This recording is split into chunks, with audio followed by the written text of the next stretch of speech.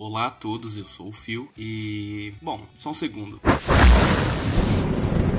Pois é, tô um pouco diferente, mas vamos ver, né, se esse visual pega. Esmilinguido é muito nostálgico pra mim, afinal eu cresci na igreja assistindo desenhos como ele, Midinho, o Pequeno Missionário, Querubim... Rapaz, é certo isso? E os Vegetais, que era o meu favorito, aliás. Então, decidi fazer uma análise do melhor filme de Esmilinguido na minha memória. E pra quem não sabe, isso é meio que uma parte 2, afinal, eu já fiz a análise de Moda Amarela. Então, vamos lá. E já somos recebidos com cenários lindos e... Bom, o filme ainda é feio, mas ele é bom, Houve uma evolução desde a Moda Amarela. Vai dar pra perceber que os traços do Esmilinguido e da turminha estão mais consistentes dessa vez. Outra diferença notável é que dessa vez o Esmilinguido que é o narrador, não uma criança aleatória. E cá somos apresentados aos vilões do filme. Avançar!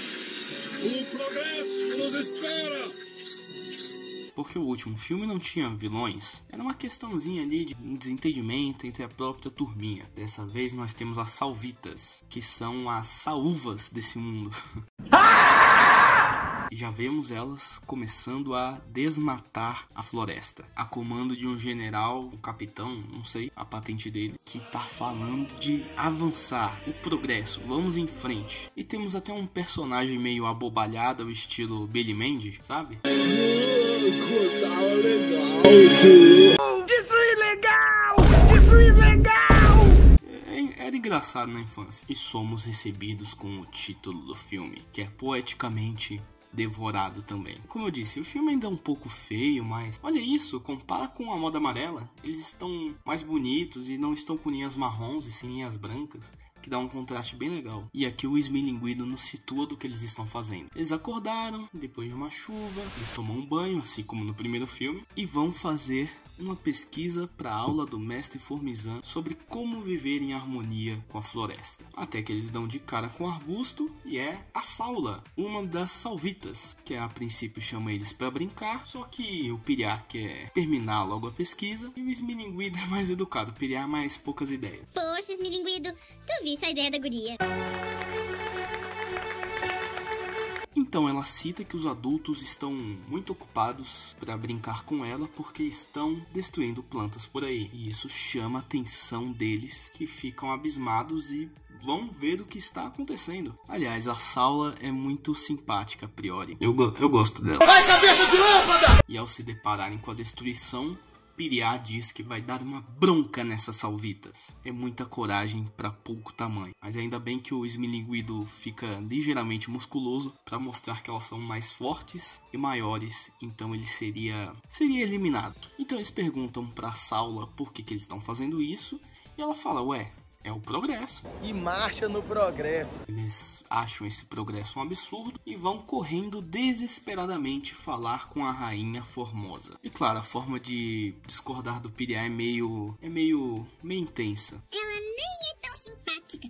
Aquela guria... Ao falar com a rainha, ela não consegue entender nada, afinal eles chegaram tão desesperados que nada tá fazendo sentido. E de novo temos que aguentar a voz extremamente irritante da Faniquita. Sério, por que escolheram dublar ela assim? Escuta isso! Não se pode ganhar todas. Então eles explicam que a Terra está rachando por causa do calor causado pela desmatamento. Então a rainha faz essa cara. Meu Deus.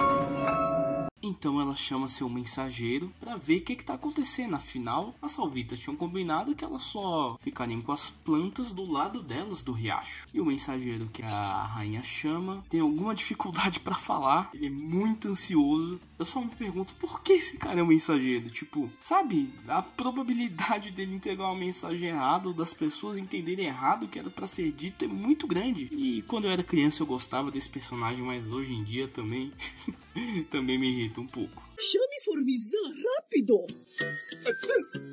Sim, senhora! Agora já! E temos a subtrama aí do Talento e do Tolero fazendo a pesquisa deles para a aula do mestre Formizan.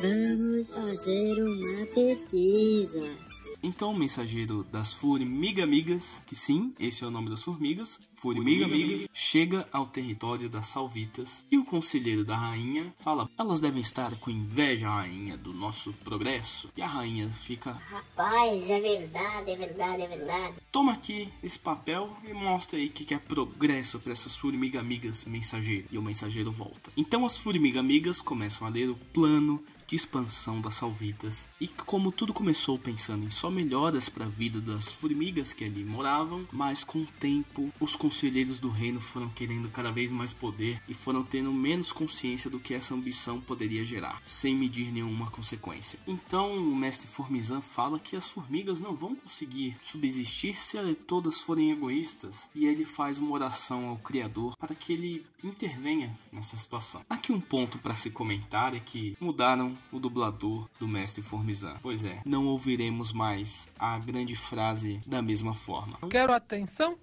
para a hora da instrução. Eu gostava mais do antigo, mas esse é bom também. Então o Formizan vai falar com as Salvitas que elas estão sendo muito egoístas, e ele é comicamente zombado e fica com uma carinha de bosta. Tadinho. A carinha dele.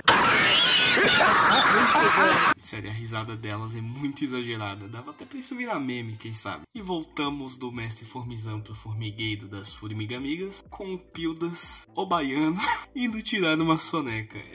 Faz parte, gente, faz parte. Já comentei sobre isso no outro vídeo. Essa representação de pessoas nordestinas é um pouco problemática hoje em dia, mas eu não acredito que foi a intenção dos autores serem ofensivos, de maneira alguma. Então, a Faniquita se veste de Super Faniquita e diz que com seus poderes ela poderá derrotar as Salvitas. Afinal, eles estão brincando ali, tentando se distrair um pouco dessa situação. E aí, o Esmilinguido, percebendo que ela tem uma voz absolutamente irritante, obrigado Esmilinguido, fala que teve uma ideia: sabotar a noite de sono das Salvitas para que elas não consigam continuar destruindo a floresta. E assim, sinceramente é um plano bem furado. Eles são crianças, então eles falam, vai funcionar. Então eles saem no meio da noite e vão até o acampamento dos inimigos. Só que no caminho, quem apareceu de novo? A Parafernália. Eles têm que se esconder dela, afinal ela é uma predadora. Eles não são achados e eles seguem o caminho. E depois de uma noite inteira sabotando, com a Faniquita já muda, eles vão pra aula no próximo dia. Todos destruídos de sono pela sabotagem, menos o Fofo, que só ficou acordado por medo de ficar sem comida. Só que a sabotagem tem um efeito reverso, que elas vão ter que trabalhar de dia de qualquer forma, e elas estão tão doidas pela falta de sono, destroem ainda mais, não conseguem nem saber o que era pra destruir e o que não era pra destruir. O Necão do Posto tá maluco, tá doidão! Atenção para a hora da instrução. Então o tiro sai pela culatra. E é bem legal a mensagem desse filme também contra o egoísmo, com uma visão ecológica, sabe? Que temos que cuidar da natureza. A maioria dos desenhos tem isso, né? Todo desenho tem cuide da natureza, joga o lixo no lixo. Mas é uma mensagem que a gente não pode se esquecer, afinal ela é bem importante. E nesse filme também é legal que a gente consegue ver as personalidades deles melhor definidas. O Pildas como um cara relaxado. Descansar, né? Que o cara não é de ferro. O Piriar como um garoto bem valente, porém meio estressadinho. O Esmilinguido como um cara meigo. E a Faniquita como uma menina Extremamente agitada. A evolução não foi só visual, mas também dos personagens em si. Então a rainha fica sabendo do que eles fizeram e as Salvitas têm uma ideia. Elas chegam lá, metem uma linguagem extremamente burocrática. Essa parte é engraçada, eu vou deixar aí pra vocês verem. Sobre o progresso, verdade, registramos alterações aleatórias nos índices de avanço geométrico conferido. Eu não entendi absolutamente nada quando era criança, e hoje em dia eu consigo entender uns 68%. E como esse conselheiro da rainha das Salvitas fala meio difícil, o mestre Formizan entende que elas vão desistir do progresso. Só que na verdade não é isso. Elas começam a trabalhar de noite e dormir de dia, e fazem o triplo do estrago. O Esmilinguido e o Piriar descobrem isso após verem uma área totalmente devastada com tochas, e mais uma vez aquele sentimento de poxa vida, não sabemos o que fazer, toma conta das formiga-amigas. Opa, pessoal, só queria pedir pra vocês, por favor, se inscreverem no canal, deixa um like, isso não demora nem 2 minutos e vai ajudar muito a divulgar meu canal. Se puderem, compartilhem o vídeo, comentem algo também. Eles não sabem o que fazer, eles não têm poder pra fazer nada, então eles clamam a Deus por socorro e deixam tudo nas mãos dele. Ao anoitecer, começa uma chuva extremamente forte de água branca. É muito engraçado a água desse desenho ser branca. E como as Salvitas destruíram a natureza, ela não estava lá para protegê-los da forte forte chuva. Então o formigueiro deles é devastado. Muitos ficam soterrados e sem saber o que fazer, eles vão buscar ajuda das formigas amigas, que a princípio não são muito receptivas. Elas estavam sendo prejudicadas. E o Piriá é bem insensível. Bem feito, sua tola. A gente não falou que era maluquice. Mas a rainha fala, gente, vamos perdoar, vamos ajudar. Eles reconheceram o erro, já estão pagando as consequências de seus atos impensados. E ela convence as formigas a ajudar. Então eles começam uma operação de cuidar daqueles que estão feridos, machucados, e aprendem a como progredir seu reino sem destruir a natureza. E fim de filme. Como eu falei, esse filme é um pouco diferente do outro. Afinal, aqui temos um vilão, temos uma qualidade melhor de imagem e um problema definitivamente grande. Afinal, lá era só todo mundo pintado de amarelo, era só eles se limparem, mas aqui não. Tem uma ameaça real à subsistência das formigas. Então a mensagem desse filme sobre dependência de Deus, sobre perdão, a violência nunca é opção, é muito legal também. E é muito importante para as crianças. E como eu disse, esse filme também tem um grande espaço no meu coração. Eu acho que ele tá no mesmo nível da Moda Amarela, tanto é que a série continuou depois disso com as histórias de formigas, que são historinhas mais episódicas, sabe? Não são um filme completo. Como eu disse antes, eu já fiz um vídeo sobre a Moda Amarela, que você pode assistir aqui, e esse canal trata de muitos temas nostálgicos. Então tem um vídeo aqui falando sobre a minha boy band favorita de todos os tempos, que era a minha série da Nick favorita de todos os tempos, Big Time Rush. Eu sou o Phil e até a próxima.